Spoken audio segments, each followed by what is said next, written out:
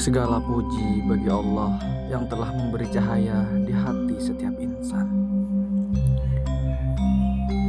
Ilmu tanpa iman bagaikan obor tanpa minyak,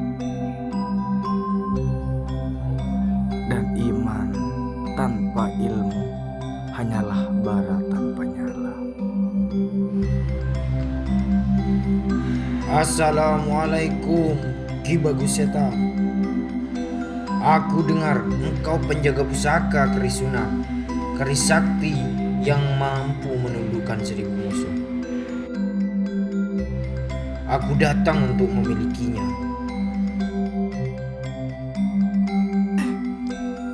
Waalaikumsalam. Raden, Kerisuna bukanlah pusaka untuk berperang. Ia bukan untuk tangan yang menguasai dunia, tapi untuk hati yang tunduk kepada Allah.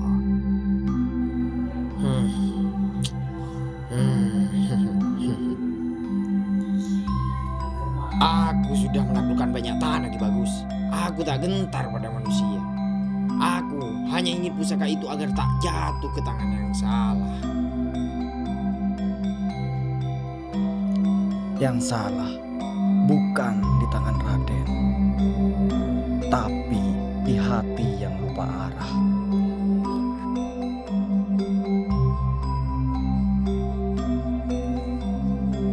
Assalamualaikum Guru, maaf hamba terlambat membawa air. Raden, bukan musuh di luar yang harus ditaklukkan.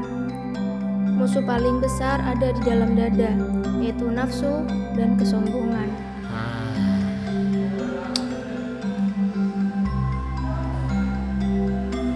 Aku tidak datang untuk dinasihati oleh gadis desa. Aku hanya ingin keris itu. Kalau begitu, buktikan bahwa engkau pantas memilikinya, Raden.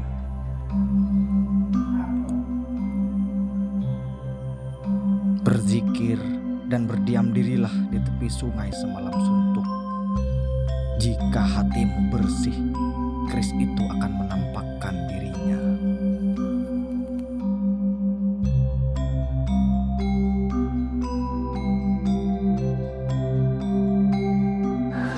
Diam semalam suntuk. Apakah ini ujian atau penghinaan? Aku seorang kesatria disuruh duduk seperti santri bodoh. Hei Raden Jatmiko, mengapa kau mau menuruti kenalan tua renta itu? Ambil saja keris itu dengan kekuatanmu. Siapa itu? Tunjukkan dirimu.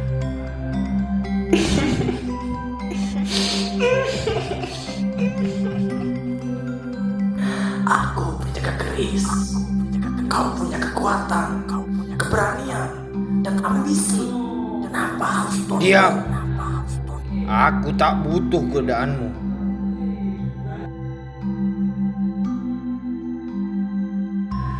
Ya Allah, jika Engkau maha mengetahui isi hati, maka tunjukkanlah jalan kebenaran.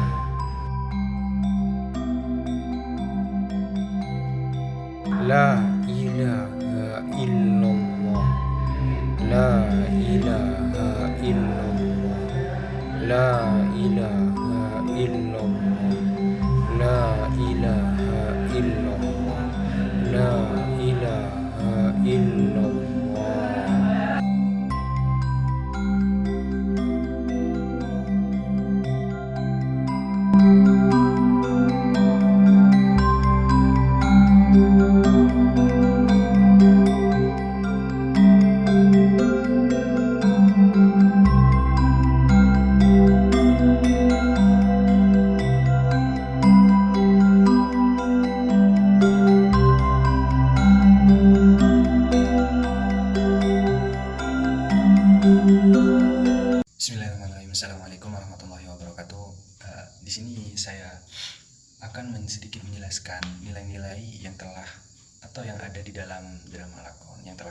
bersama, di mana di dalam cerita tersebut banyak sebenarnya nilai-nilai hal-hal yang dapat kita ambil dan kita amalkan di kehidupan nyata. Nah, yang pertama, di adegan pertama kita telah mengetahui bersama bahwasanya ada adegan di mana seorang Ki Bagus yang duduk dengan membaca kitab dan merenungkan tentang keesaan Tuhan, merenungkan bagaimana bumi ini, bagaimana ilmu itu yang seharusnya diamalkan dan lain sebagainya. Nah, di bagian tersebut kita dapat mengambil hikmah bahwasanya bagaimana seorang guru, seorang yang berilmu itu harus senantiasa terus berpikir, harus senantiasa terus beramal dan mengamalkan apa yang telah ia dapat, dan senantiasa harus bermanfaat bagi orang-orang sekitar. Jadi seperti itu nilai-nilai Islam, nilai-nilai keislaman yang dapat diambil dari beberapa bagian pada drama tersebut.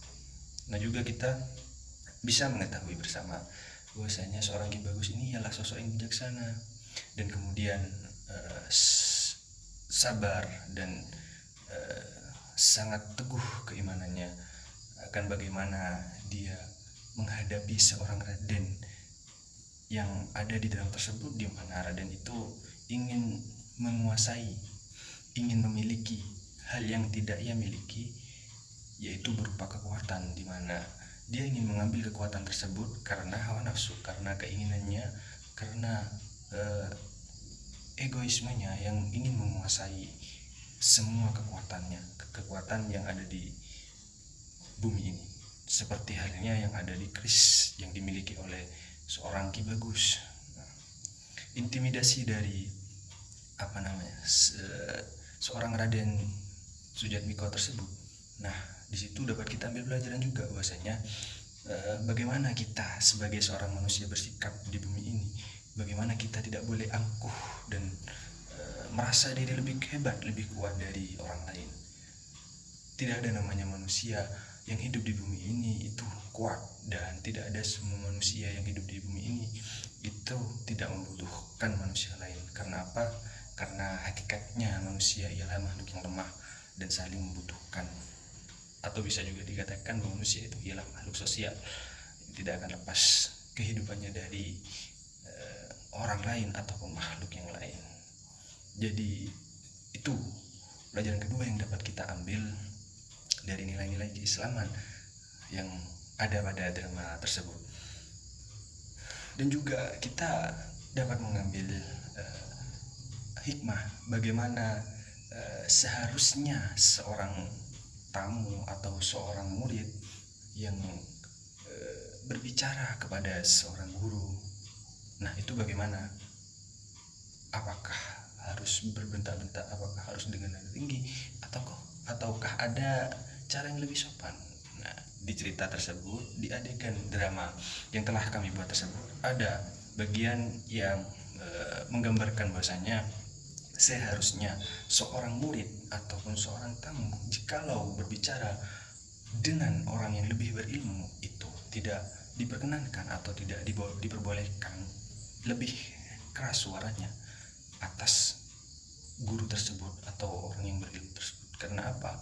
Karena di dalam Al-Quran pun disinggung bahwasanya seorang anak kepada orang tua, nah itu tidak diperbolehkan adanya untuk lebih tinggi dari orang tua tersebut, meskipun dengan perkataan uffin atau dalam bahasa sekarang bisa dikatakan juga cukup atau lain sebagainya, seperti itu.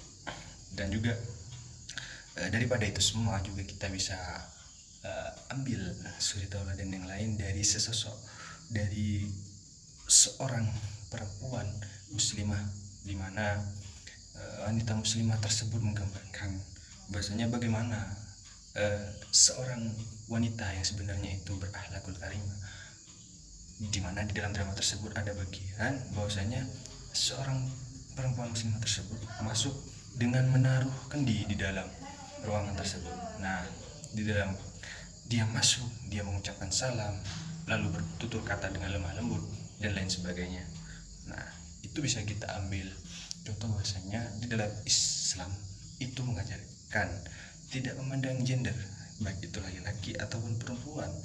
Kita harus tetap berakhlakul karimah kepada sesama manusia, atau lebih-lebih kepada seorang guru. Jadi seperti itu. Dan juga nah, di beberapa bagian selanjutnya itu sebenarnya banyak yang dapat kita ambil pelajaran di sana. Akan tetapi kesimpulannya dari drama yang telah kita buat dan telah kita lakukan tersebut, kita sebagai seorang manusia tadi bahwasanya kita harus lebih tunduk kepada seorang guru. Kita harus lebih lagi menekan emosi kita dalam menginginkan sesuatu, dalam artian tidak bisa kita menginginkan sesuatu secara paksa, tetapi kita harus berproses di sana dan tidak serta-merta kita mendapatkannya langsung mendapatkannya seperti itu. Dan juga dalam drama ini dapat kita tarik kesimpulan juga bahwasanya seorang perempuan itu akhlaknya atau tingkah lakunya itu harus sesuai dengan yang telah dicontohkan oleh baginda Nabi Muhammad SAW ataupun yang telah dicontohkan di dalam agama Islam, yang bagaimana seorang wanita harus bertutur kata lembut, menutup aurat dan lain sebagainya.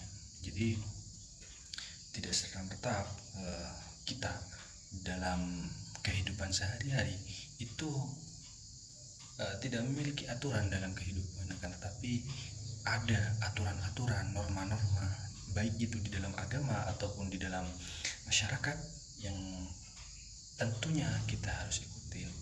Agar apa? Agar kita bisa menjadi seorang manusia, seorang insan yang lebih baik lagi dan bisa untuk menjadi contoh bagi anak-anak kita. Mungkin cukup sekian kesimpulan yang dapat saya sampaikan, kurang lebihnya mohon maaf. Akhirul kalam, assalamualaikum warahmatullahi wabarakatuh.